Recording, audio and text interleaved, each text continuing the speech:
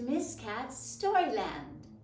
Today we're continuing our travels through Miss Child Has Gone Wild by Dan Gutman. Mr. Gnome, will you let us into Storyland? Thank you.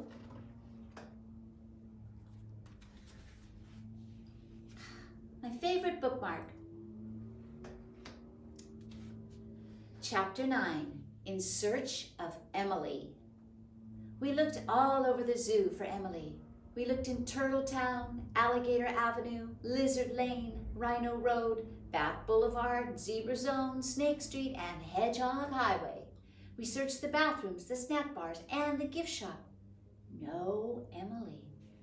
Emily, we shouted, where are you?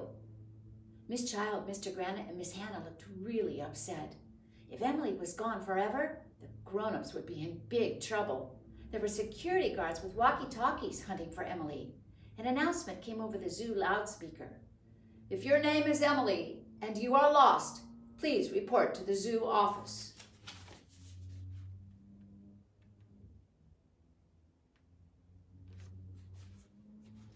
It was almost time to get back on the bus to go home. Emily was nowhere to be found. We'd run out of places to look for her. The whole class gathered near the snack bar. What are we going to do? Asked Andrea. She looked like she might cry. Emily is my best friend. Maybe she was eaten by a killer whale, I suggested. We don't have killer whales at the zoo, said Miss Child. Maybe she was eaten by a mongoose, said Michael. A mongoose isn't big enough to swallow a whole person, said Mr. Granite. What if the mongoose cut Emily up into little pieces first? Asked Ryan. Mongooses don't have knives, said Miss Hannah. Maybe she was eaten by an elephant, said Neil the nude kid.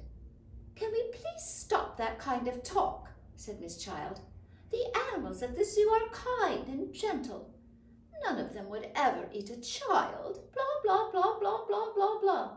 Besides, said Andrea, elephants are plant eaters. They eat grasses, leaves, fruit, and bark. Why would anyone want to eat a plant? I said. You should water plants, not eat them. Quiet, Arlo, said Andrea. This is serious. We have to find Emily. Eating plants is weird, I added. I feel terrible about this, said Miss Child. It's all my fault. You kids were under my supervision. You have supervision? I asked. Cool. Miss Child can see through walls, said Michael. If you have supervision, said Neil, the nude kid, why don't you use it to find Emily?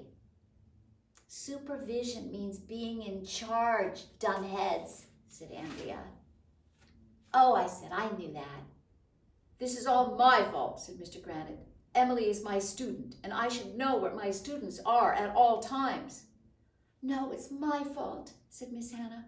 I'm the chaperone. I should have been watching her. I love it when grown-ups argue over whose fault something was. At least if they all think that thing that went wrong is their fault, nobody can say it was my fault.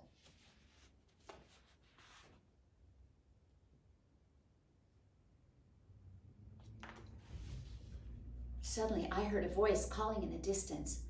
Help! Help! That's Emily's voice, yelled Andrea. Where's it coming from? Yelled Miss Child. Over there, yelled Alexia.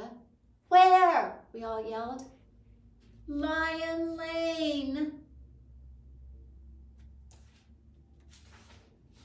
And that, my friends, is the end of our chapter. Please join me again in Miss Cat's Storyland for more adventures of Miss Child Has Gone Wild. Goodbye.